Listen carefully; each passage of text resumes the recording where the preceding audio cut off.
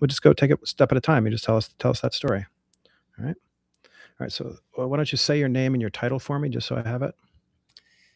Joe Spector, founder and CEO of Dutch. All right. 3, 2, 1. Welcome back to Keep Going, a podcast about success and failure. I'm John Biggs. Today on the show, we have Joe Spector. He's the founder and CEO of Dutch. Dutch is a pet telehealth system, which sounds amazing given the state of my decrepit dog. So I really need to check this out. So welcome, Joe. Thank you so much. So Yeah. cool to chat with you. So I think like every step of your story is fighting adversity, and I think it would just be super helpful if you just walk through uh, what you've experienced. You came over from the Soviet Union with very little and just built out two huge businesses. So why don't you just talk about that a little bit? Yep. I came to America as an immigrant from the Soviet Union when I was 10. My family had $100 each, and I had a red suitcase. And that was in 1990. We lived on welfare, lived in subsidized housing, and I knew that I had to get out of that situation. Later on, I ended up going to Wall Street working for JP Morgan, which at the time seemed like a dream job. Hmm. But I am too much a draw outside the lines kind of guy. And entrepreneurship came calling. And from there, I ultimately went back to the Bay Area, worked at startups, learned a ton, started Hims at a time when, Hims is a company that provides Hmm. sexual wellness, hair Sure. loss, now GLP-1s. And I think most of my business school friends thought I was crazy because at the time, people just thought of Viagra as something you get in your spam email from a shitty company. And at HIMSS, we changed laws state by state. We created this, beautiful product. Ended up going public for over $1 billion, and instead of riding that train to the end, I decided to start Dutch, and do something similar in veterinary care because I saw that veterinary care was basically an industry kind of forgotten, not seeing innovation, seeing very expensive bills like you kind of talked about. Hmm. And for me, given my background of coming in as an outsider or knowing what it's like not to have money, it resonated a ton, and and so that's kind of how Dutch was born. But I think yes, in all those moments, it's a lot of being an outsider and being comfortable, being uncomfortable, starting fresh. And I think a lot of it has to do with the fact that I came from nothing, so I kind of knew that I could survive that, and I Hmm. think it made taking a risk actually easier that way. So that's actually fascinating. I mean, you jumped a lot there. So why don't we talk between like you went from I came a poor immigrant boy with a little red suitcase, and then I went to J.P. Morgan. That's What right. what happened in between? I remember when we came here when I was 10, my dad told me that if you want to not end up on welfare and in subsidized housing, you need to get into a good college. And we are so lucky in America that there is a correlation um, between that, because I think in many other countries, including in the Soviet Union, it doesn't matter if you were smart, if you were talented. Hmm. In the Soviet Union, for me being Jewish, if you were a Jew, you were a second class citizen, point blank. It doesn't matter how well you're doing. And in America, we certainly have opportunities. And so I busted my balls studying, taking AP classes. I even did community college to get additional college credits, and got into Berkeley, Hmm. finished Berkeley in 3 years. I was actually interviewing, and then, I think oftentimes we're a product of what is modeled for us or like what we know or our experiences. And for me, kind of the only kind of true big pinnacle I saw at that moment was to go on Wall Street. Hmm. I was interviewing right after 9/11. When 9/11 happened, hiring completely stopped. And that year, I was the only person that JP Morgan hired from our class of 2001. Wow. Um, but so anyway, so that was like my first kind of big goal and a big dream. And that's kind of all I knew. And I would say then it was living in New York that my purview of the world and what's possible really started to open up. I mean, it seems like given the things that you did later, it sounds like almost medicine would have been your pick there. But it's interesting that you went straight for finance. I think it was maybe kind of all I knew at the time. I would say in my bones, and it took me years to discover this, that entrepreneurship was my calling. Like I said, I don't think it was modeled for me and that I Hmm. didn't know what it was at the time. But I always wanted I think I had this bout of creativity and wanting to build something. And it took me a while to figure out that it's called entrepreneurship. And I think it took many facets for me. One was finance. Later on, it was real estate, which again has kind of elements of being an entrepreneur. And ultimately, I would say what I realized is there's lots of ways to make money, but what's important for me is to do something that I find meaningful. And that's where healthcare comes in. Hmm. Tell me about what happened at JP Morgan. What was the timeline for you to I mean quit ultimately? I did the classic analyst program, and it was, it's so funny now because I was working covering autos and going to Detroit at a time when, again, this is the car industry was not doing well, Hmm. but that's really all I knew day in, day out. And I was working on decks, for the big three manufacturers. And like I said, I just had an epiphany one day where I felt like I couldn't care less about this. I don't care about cars personally, and I don't care about, another, billion-dollar bond for Ford. It's like Hmm. it's not something that I wanted. And I think when I looked at the managing directors, like it was just not anything I wanted to do. I think the other thing that kills me in banking and many other industries is you could predict the next 20 years of your life because you Hmm. go from analyst to associate to VP to managing director, et cetera. And I think when I saw that trajectory, it was not something that Okay. was getting get me out of bed. Interesting. Uh, It sounds like the trajectory was like you were just gonna like land on a beach somewhere at the end of it with like there really wasn't any like reward. no, and or a legacy or anything that Hmm. you'd meaningfully leave behind. And I deeply wanted to create a product, especially specifically for consumers. And I've now been in consumer for 20 years. I wanted a product that would make consumers' lives better. Hmm. So we fast forward to Hims, which was 2017 when you guys started that. Yes, yep, Yeah. 2017. So Yeah. yeah, tell us about the thinking behind that. Hims is a story where I would say, people think, oh, that was overnight success, or like you were in the right place at the right time. But I would say it took years of learning and mistakes and failure for me to realize the opportunity to its full potential. So Hims started out of Atomic, the incubator. Hmm. And at the time, it was literally just an idea, it was nothing. And when I met the team, at the time, even I realized so much of a team is what makes a company great.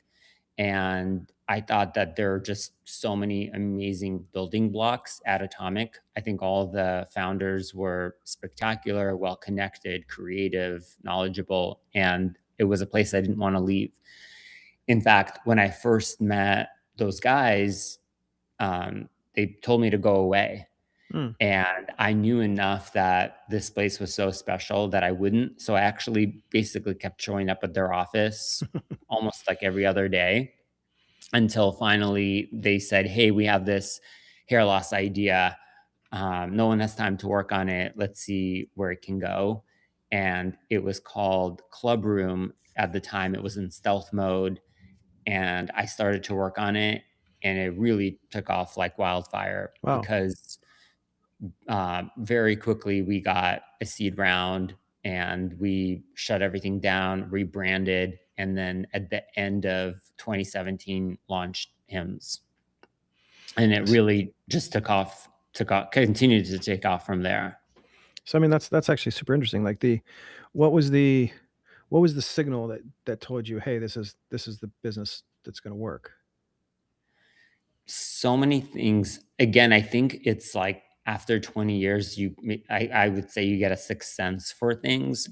I think number one, Jack Abraham was extremely well connected, had sold a startup to eBay, and had already several portfolio companies that were doing well. And I think so much of that early stage is being able to fundraise, being able to build a team, and be networked really does matter.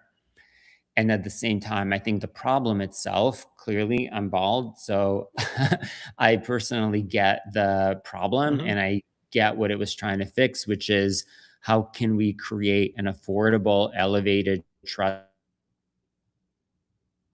way for guys to address a problem that is very much addressable. If you look at the data, those who take the finasteride, the medication for hair loss, if you take it early enough, 80% plus of the time you keep your hair. Like Hmm. it's FDA Oh approved, wow. it's Okay. very effective. And so, but there's a lack of education, a lack of awareness, a lack of access. So the problem made perfect sense to me, and I just believe that there's an opportunity in the market to fix it. At the time, like startups again, it's like there's this perfect moment in time. So the other thing that was happening is that telemedicine laws were changing. More and more people were comfortable zooming and doing video calls. And then to add to all that, the other thing we were going to work on, generic Viagra, was about to Hmm. go off of patent. So there was just like this perfect storm of what I could see was this tsunami coming, and I wanted to ride that wave. And you used to have to go to the doctor to get this stuff, right? You had to go sit with the doctor and That's get an right, and appointment. no one wanted to do that. And guys in general in their 20s and 30s are not going to the doctor whatsoever at all. Hmm. Okay. So you built out something that was it was what were the challenges there? Because I mean, obviously, I can't imagine that. Well, I mean, doctors weren't happy, right? Because you were like, "Hey, just come to this thing, press a button, you got some Viagra." Um, you kind of cut out a lot of folks, or was that the case? Did that actually happen?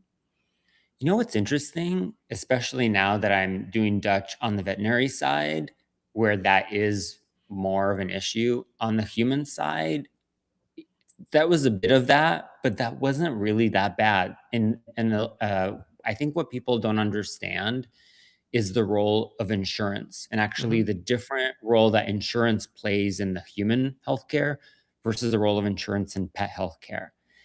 And because in human healthcare, insurance plays such a big role, doctors actually they don't really make money off of selling medication. And so there was some pushback in that how can you diagnose online? How can you diagnose virtually?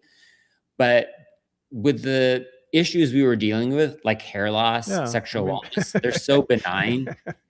Doctors actually they don't make money on those medications. hmm. That's not how they make money. Oh wow. And so there actually wasn't that much pushback from doctors because, again, as an outsider, what I can say about America is that you have to follow the money. Hmm. That's not the case in other countries where you have to sometimes follow the politics. Hmm. But in America, you have to follow the money, and there's not that much money for doctors in hair loss or Viagra medications. And so Hmm. I think as a result, they weren't that apprehensive about Hims. That wasn't as much of a problem. I think the problem, Okay. a lot of it was how do we build this brand? How do we generate awareness?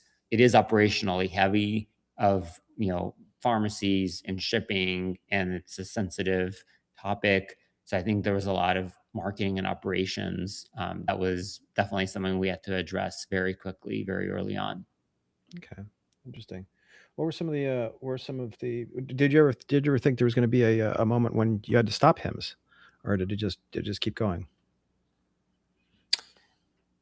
At well, I think when I started, I think in the beginning, I don't think I thought of an end because Hmm. I was riding the wave and there was so much to do. I don't think I had time to think of anything else but hymns. As the organization grew, and ultimately what it came for me is when we went public, I think I saw a future, maybe kind of like the future I saw at JP Morgan, which is okay, this is very Hmm. plateau and defined for me. And I'm someone who's going to be here doing 0 to 1. And Hmm. I think that at that point is when it was plateauing, is when I realized I need to find something else. Hmm.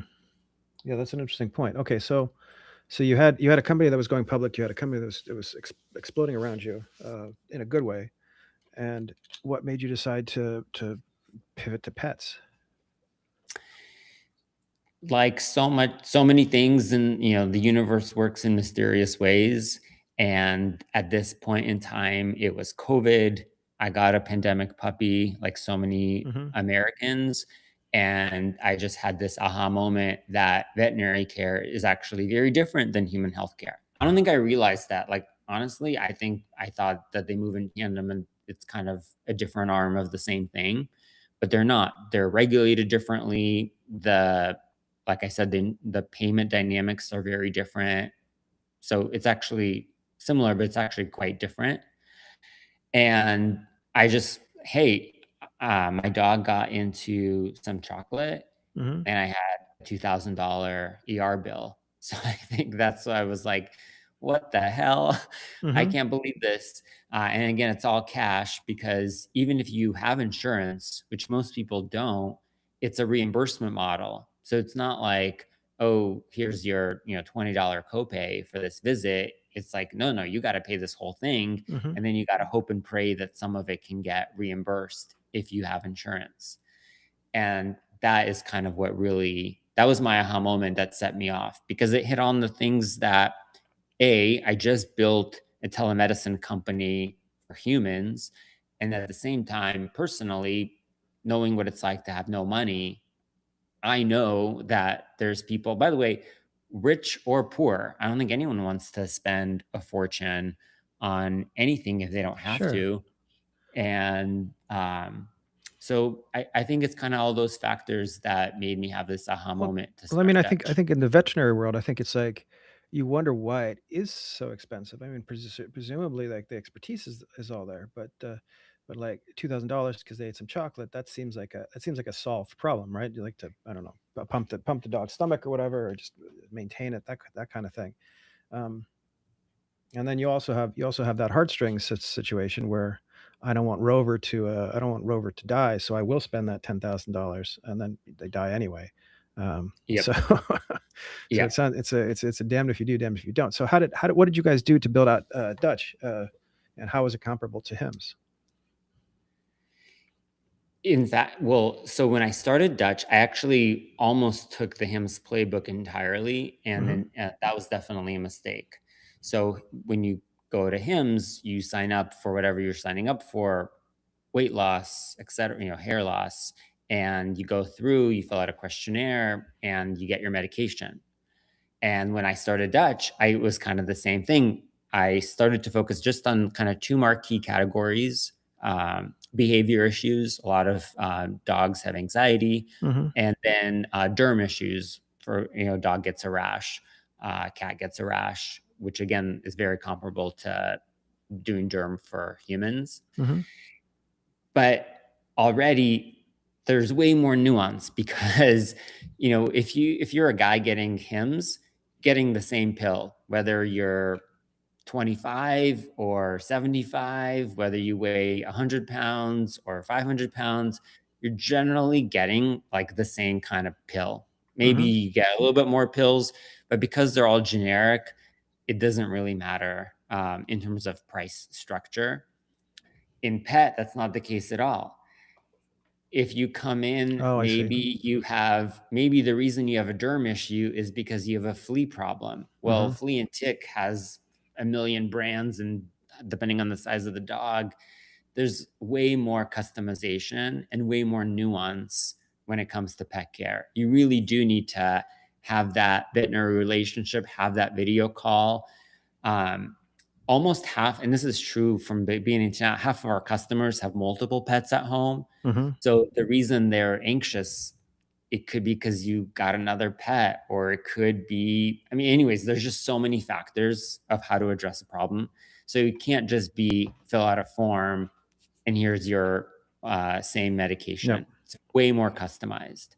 So that was like an initial major learning when I started Dutch.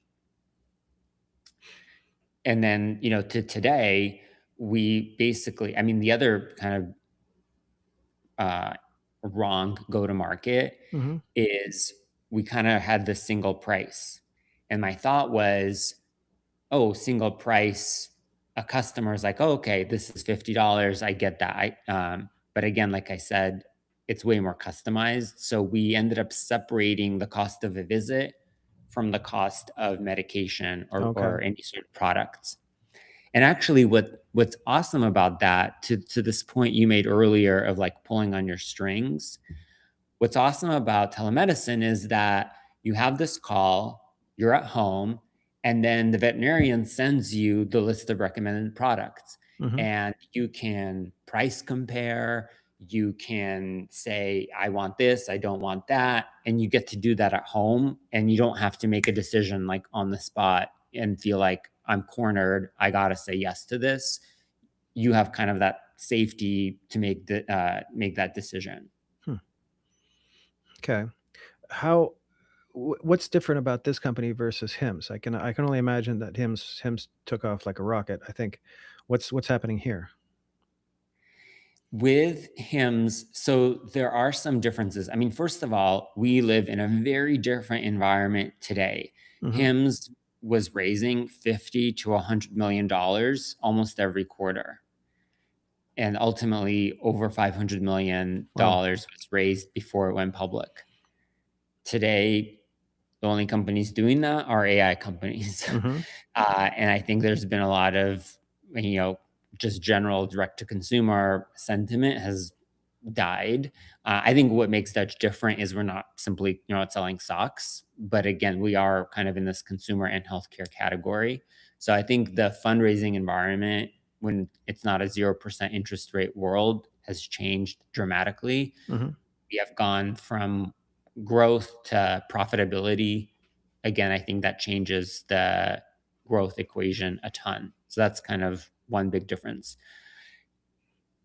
Which is to say, I think while we still like we have been growing about 100% year over year, still very good growth. Hims was growing faster than that. Mhm. Um, Fueled by, again, a lot more marketing dollars. I will say one of the other differences, though, is we're able to play in a lot more conditions. Hims is still really sexual wellness, hair loss, weight loss. That's kind of like maybe some derm. That's kind of those their categories. At Dutch, the categories are we say it's over 150 conditions Mhm. because there are pets live shorter lives, and as a result more things happen to them. And like I said, half of households have multiple pets, which only grows the amount of what's needed. So anything, the common things that we see are still anxiety and derm, but folks come to us when there's an ear infection or an eye infection. We get a ton of calls nights and weekends when the vet is closed. And it's also when the owner came from work and they Mhm. finally see that their pet is not feeling good. And we're the best option for them at that moment in time because they can get on a call. Our service costs about $10 a month. So, for you get to have up to 5 pets, unlimited video calls. It's an amazing deal. Oftentimes your choice is to do nothing or to go to urgent care, and which is going to be, $1,000. So the amount of conditions we treat is far greater, I would say, than Hims. Hmm. And and like I said, the pricing model is different, where you pay separately for a membership and then for any sort of products you would buy. If there's a little boy with the red suitcase getting off a plane right now, what would you tell him? I would say, um, and I think this took me a while to learn, which is really absorb. Don't necessarily. In the beginning, I was very much in survival mode, and when you're and I get it to this day. Hmm. When you're in survival mode and you're hungry, all you're focused on is finding something to eat, finding shelter, like those basic needs. And I get that. But I think sometimes it's kind of like why I ended up at JP Morgan in the first place, is Hmm. because I was just focused on I gotta pay for college, I gotta finish college, I gotta get a secure job that justifies my parents' sacrifice to be here, etc. And it took me into my 20s to allow myself to have that breadth of awareness. So, like, if I could go back, if I could advise this little boy, Hmm. I would say give yourself some latitude and some freedom to look outside of your horse blinders, outside of your purview, and try to discover, try to do things that you may not think are needed for now, but could be needed for later, and kind of expand your window of what's possible. That's really nice. Folks can go over to Dutch.com to check out to help out their doggies. You're not doing anything with Hims anymore, right? It's just No. you're just hanging out. That's great. I mean, Yeah. it's like it's so nice to see somebody with two like one huge exit going into something similar and actually helping an entirely group of people. I mean, first it was dudes with no hair, and then now it's like poor doggies who have the tummy Yes. issues. So Yes. I'll tell my dog Nina that you're on the case. Yeah. Nina's gonna get a Dutch membership. All right, wonderful. But it is cool. We are seeing our clients on video calls Hmm. so often they're in tears Oh wow. because a lot of them have not had any veterinary care in Hmm. years. And it is the coolest thing. I think Hims is wonderful. It was the first time I saw what access can do, what affordability can do.